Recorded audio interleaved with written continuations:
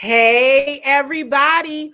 Welcome to this very special edition of Coaching from the Couch, your weekly DMV sports update. I am your host, making a comeback earlier than anticipated, CWall, as you all know. And listen, I said this is a special edition.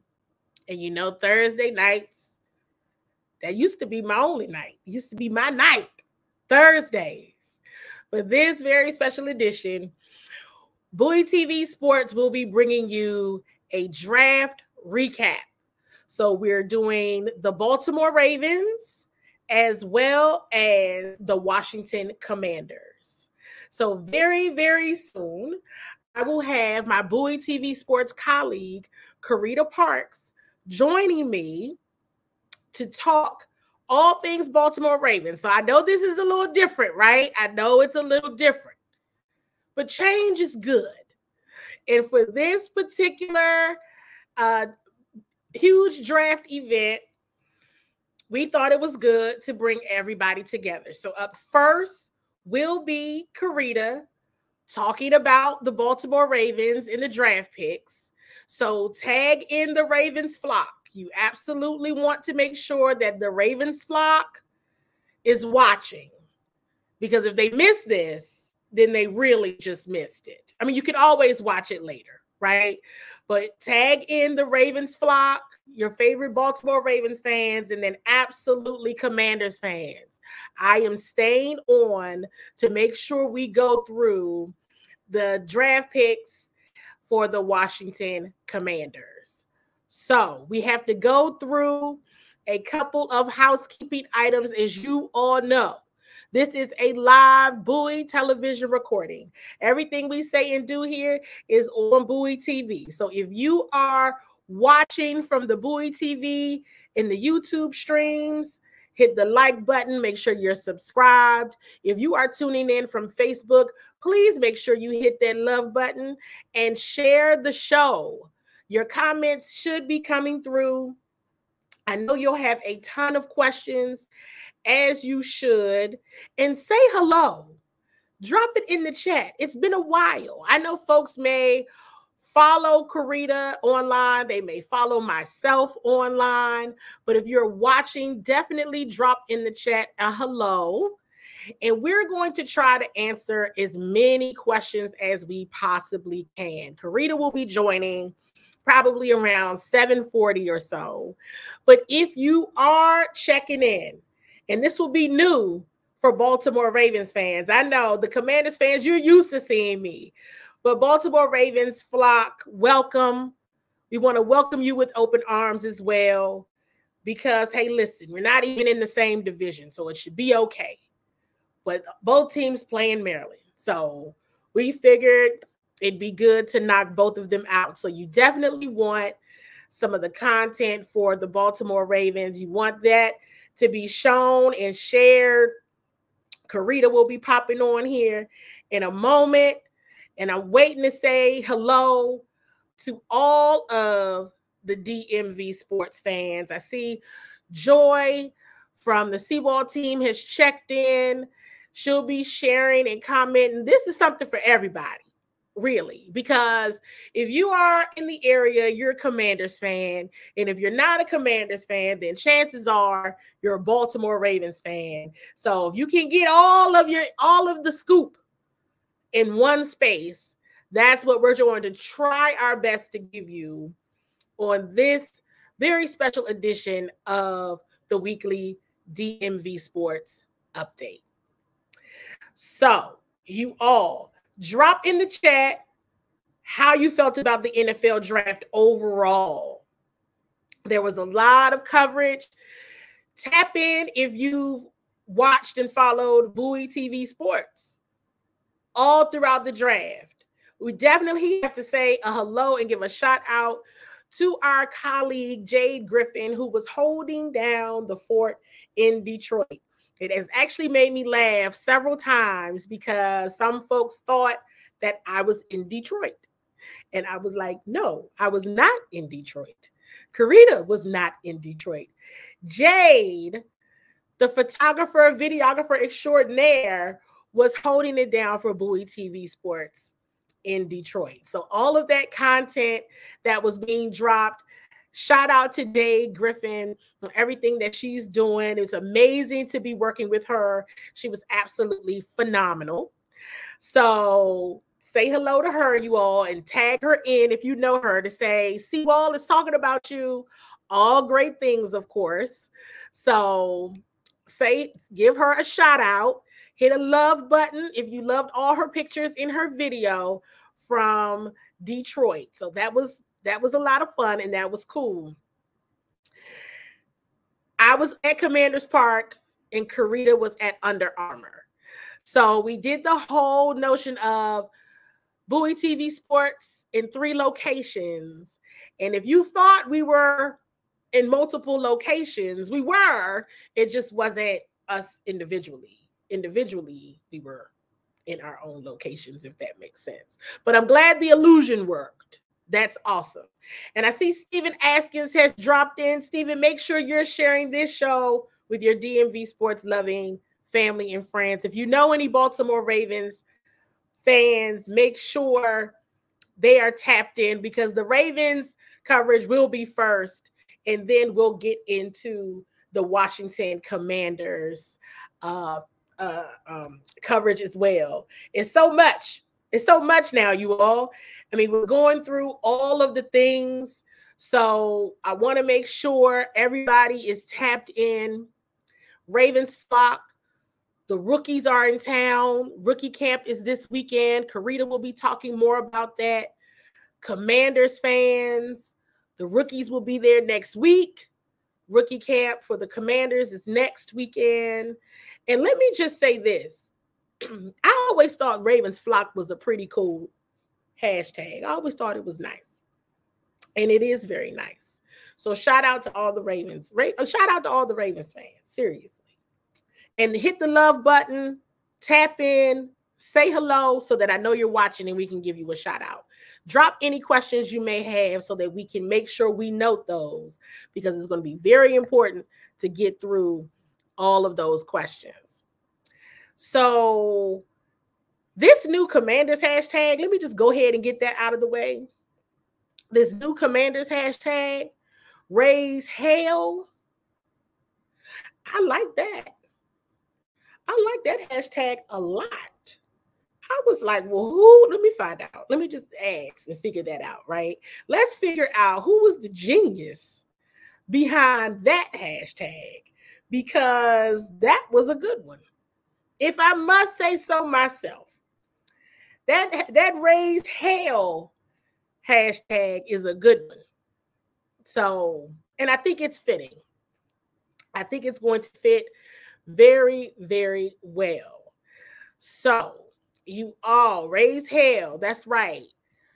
That one was a good one. And overall, all of the fans watching right now, for your particular team, share what you're thinking right now. Share how you're feeling about draft.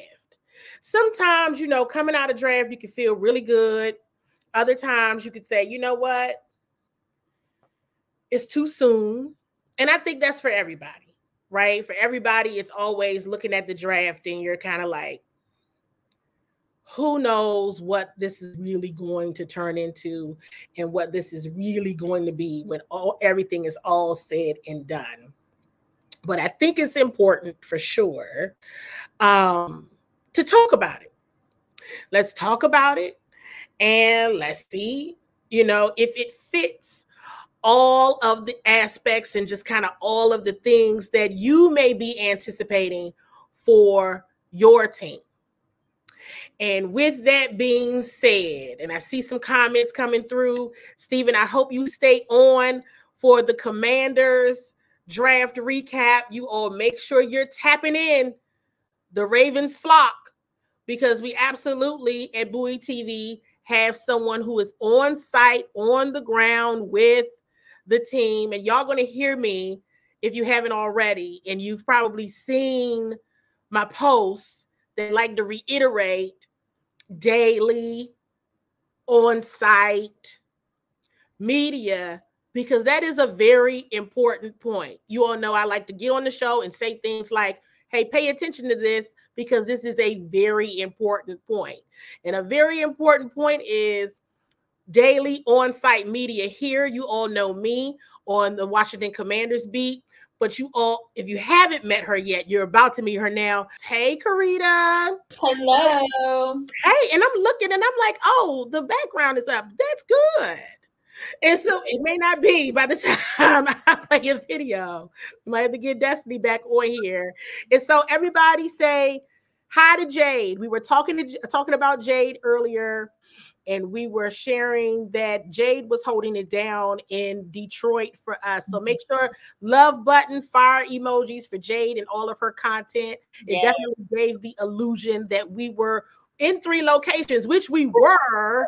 It just was no illusion. It's really an illusion. And folks say, oh, how was the draft in Detroit? I'm like, I wouldn't know. I really wouldn't know.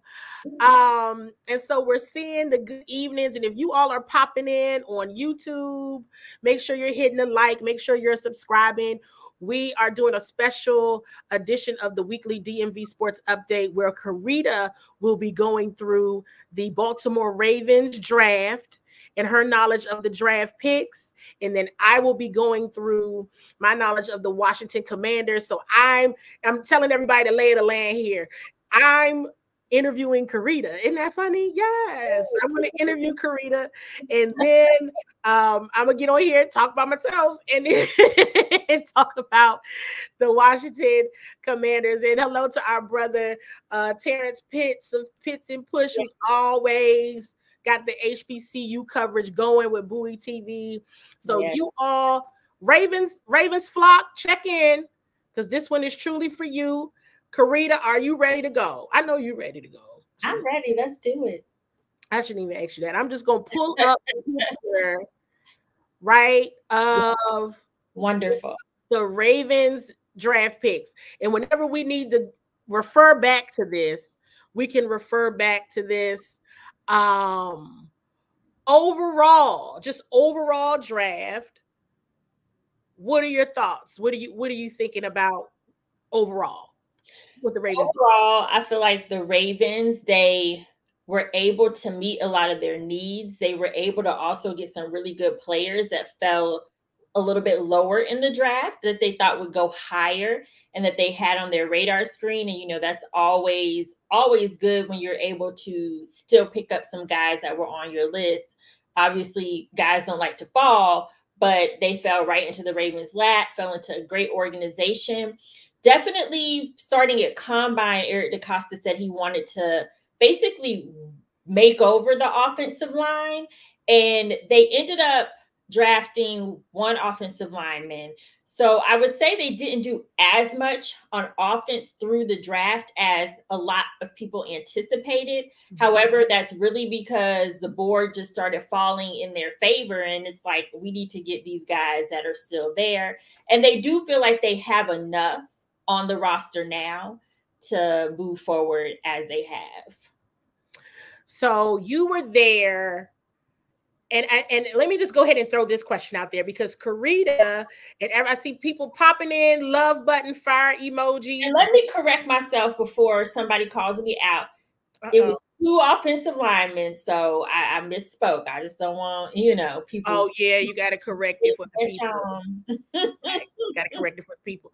And so you have covered NFL draft, right, on location. Not this year, y'all. It was an illusion. She wasn't there. So in the past, you have covered the NFL draft, and you have now covered on site with the Baltimore Ravens at the team facility for all 3 days. Can you share your perspective on the difference in coverage at the NFL draft and when you're specifically assigned to a team? Yeah, so I think the NFL draft is more beneficial. When I started my career, I started off more covering a national perspective, several different teams, several different players. So I feel like the NFL draft is very beneficial when it comes to someone who is covering the entirety of the NFL. And of course, if you're covering a team, you might get first dibs on the player at the draft itself. However, and I will also say something else I liked about the draft. They do the NFL Play 60, which is a great opportunity to talk to the draft picks before they're actually drafted. And it's just they're just in a different mindset. They're more laid back. You just get more fun interaction. But aside from that, covering it on site is much different because you are there with all of the decision makers, all of the important people. You get instant access to every player that's drafted via Zoom. And sometimes you're talking to the player before they even go to the podium. So you get that instant access. You're also building a relationship with the reporters that you're on site with every single day because you're literally there for hours for 3 days back to back to back. And so you're really grueling and going through it together. But just being able to every day talk to Eric DeCosta, talk to John Harbaugh, talk to anybody else that they wanted us to have access to, talk to the players. It was just very beneficial, in my opinion, to be on site because while it's great to be at the draft, after day one is over, the draft really kind of falls off. But when you're on site, there's no fall off. Like you're grinding every single day. Yes. It is a grind every single day.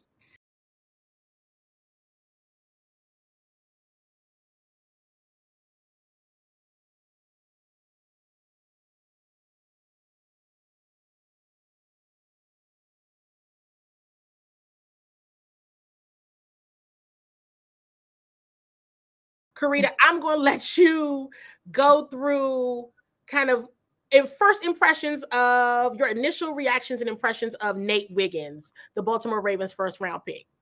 Yeah, Nate Wiggins. I just love his attitude. You know, he's like, he said at the combine, he's the best corner in the draft. And you'll hear all like the quarterbacks say that, but he definitely said he is the best corner in the draft. And Eric DeCosta, the moment we talked to him, he said he felt like Nate Wiggins is the best cover corner in the draft. He just has this attitude like that fits right into the Ravens. You know, their defense is extremely physical and he has that physical mindset and he's really ready to go. I see him fitting into the corner. So Marlon Humphrey, he should be back. He was injured a lot last season and he played, I think in maybe 2 or 3 games, but then he had to come out because he re-injured himself. Brandon Stevens had a breakout season. Both of them play on the outside. Nate will definitely be an outside corner. And that was confirmed by John Harbaugh. They love his speed. There's questions about his frame because he is a smaller corner, but everyone's reminding, Coach and Eric DeCosta, they're reminding everyone that Nate's only 20 years old. So he has time to get bulkier, but he's fast. If you look at the Miami game and the North Carolina game, which was referenced quite a bit, he chased down receivers and saved touchdowns in both of those games. So that's just a different element that he'll be able to bring to the secondary. It sounded like in the press conference, Carita, and can you still hear me? I can hear you. Yeah. Okay, perfect. As long as you can hear me, we're going to be, I'm frozen, but it's fine. And if we shut down, you all, trust me, we'll be right back. Promise. We will. So it sounded like there was a lot of excitement from the organization on Nate Wiggins. So can you share with us just overall what the organization thinks about Nate and just how excited they were to be able to grab him at pick 30? I mean, they were really excited because they felt like they had to come out of the first round with either a corner or an offensive lineman. And Nate Wiggins was their top corner in the draft. They did not think he would still be there at number 30. And so he was. And they were super excited. I mean, if you look at the videos, they were happy to get him. Even when I was at the press conference, just the energy and the excitement around, like you could tell that that's the guy that they wanted, not who they settled for. That's a good point. The guy that they wanted and not who they settled for. And sometimes you never know picking so late in the first round. Exactly. So give us your overall thoughts on the rest of the draft. How did it go? And what were some of the highlights for some of the players? Well, for the Ravens, I think it went well. They were able, like I said, to get most of the positions that they needed. They needed a right tackle, which they were able to get in Roger Rosengarten. I want to make sure I say his name right. Roger Rosengarten. They were able to get that. They lost Morgan Moses. So he's able to come in and compete for that right tackle spot. They beefed up the defense, and not only did they get Nate Wiggins, but they got TJ Tampa. So who is another extremely talented cornerback that they were able to pick up later in the draft. I like what they were able to do on wide receiver. Devontae Walker, really intrigued by him. Can't wait to see what he can do. But he brings a different element because he's a vertical receiver. He's a downfield threat. They tried to use Rashad Bateman in that way a lot last year, and him and Lamar just were not connecting downfield. So this should take some pressure off of Rashad and let him do what he does best and also provide a downfield threat. And then you got to think they have Derrick Henry now. So that should help open up the field. Let's see, who else did they pick up that I like? Rasheen Ali. We didn't get to talk to him a lot. He's a running back. We didn't get to talk to him a lot, but with Keaton Mitchell, there's still questions because he's coming off a major injury, and he was so great before he was injured, and hopefully that continues. But he provides a little bit of insurance depending on how Keaton Mitchell comes along. So we probably will see a good bit of Rasheen Ali, at least in the preseason, and you never know in the beginning of the season. Like I said, I think it's more so contingent on how Keaton Mitchell comes along. So yeah, I mean, overall, I think that they were able to get all of their needs met for the most part. The biggest question is probably the guard position on the offensive line. They did not draft a guard in particular, but they're pleased with the players that they already have on the roster in that position, but there's no clear favorite for that particular role. So I would say that's probably their biggest question coming out of the draft and going into the rest of the offseason. And everybody, if you have just tuned in, you are watching a special edition of Coaching from the Couch, the weekly DMV sports update, where I'm frozen right now. But I'm your host, Candi. But y'all can hear me though. And Carita Parks, also from Bowie TV Sports, is our Ravens insider. So she is sharing all the things on the Baltimore Ravens draft. Now, Carita, I got to bring this up, right? And I know we've been heartbroken, okay? Ever since this has happened, we said, okay, we already had our plans, we had our outfits, we just knew that the Baltimore Ravens were going to the Super Bowl. Right. That did not happen. Right. So overall, and there was a lot of pieces, right, that have moved on from coaches to players. So what's your take on how the Ravens are attempting to recover from those missing pieces from the additions in free agency and now draft? Yeah, so I talked about the draft picks. They added Derrick Henry, which that adds a completely different dimension to the offense because you have Derrick Henry. We've all seen what he's able to do. Lamar Jackson, who is still going to run. So you got to pick your poison. I'm hoping and I'm thinking the wide receiver group will gel more this year because this will be the second year under Todd Monken's offense. And there's not a lot of new pieces at wide receiver.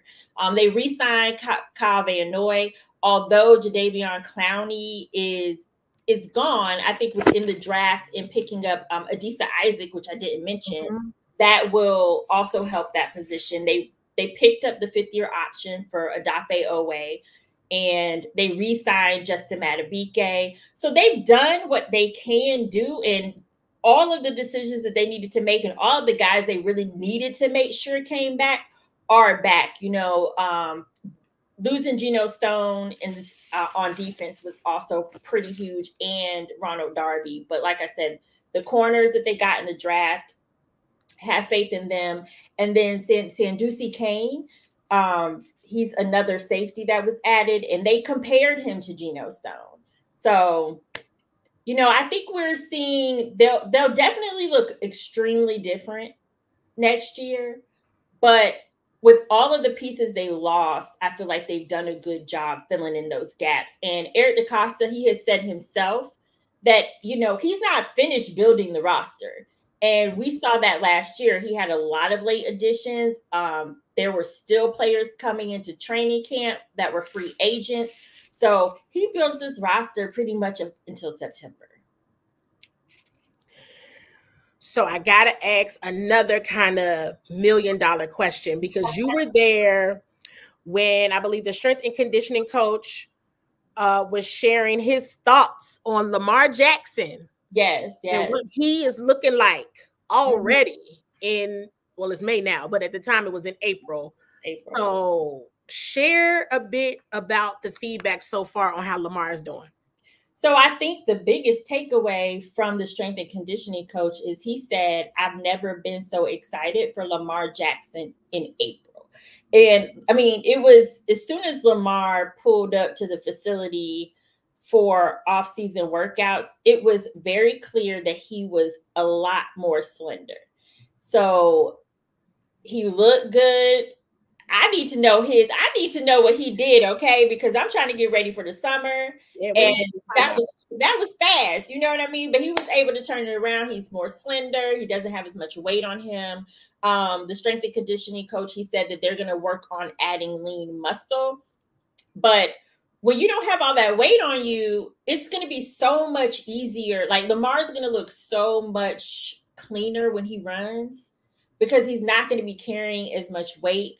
So, listen, the Ravens were heartbroken last year. Heartbroken to go all the way to the AFC Championship, to be home, to have all those pieces in place and lose. So I feel like we're going to see Lamar in beast mode. Listen, we were heartbroken. We are about to be like, we were heartbroken too. We were definitely, I mean, all signs pointed to the Ravens should have gone to the Super Bowl, but we're going to put our hopes into this. Now let's talk about who they signed, or is it considered signing or adding on their option? I want to say it right, with Rashad Bateman. And I know you did a couple of one-on-ones with Rashad last year. I know that was big news for Ravens fans. Can you share a bit about what that means? Speaking of Lamar Jackson, the overall offense, and just moves from the offseason, what that means for the Ravens offense. Well, picking up, so Rashad Bateman, he was due for his 5th-year option, but they actually ended up extending him for 3 years. So his 5th-year option would have only, I think, brought him into, he would have been a Raven until 2025, I believe. But with the extension, he's a Raven into 2026. But that shows a lot of faith in Rashad, because his biggest issue, first-round draft pick, did not play his entire first season due to injury, did not play the entire second season due to injury. And then last year, he was able to get through the season healthy, but when you're coming back from such a major injury, it was a foot injury. When you're coming back from an injury like that, it takes time to gel back into the offense. He missed training camp, most of training camp.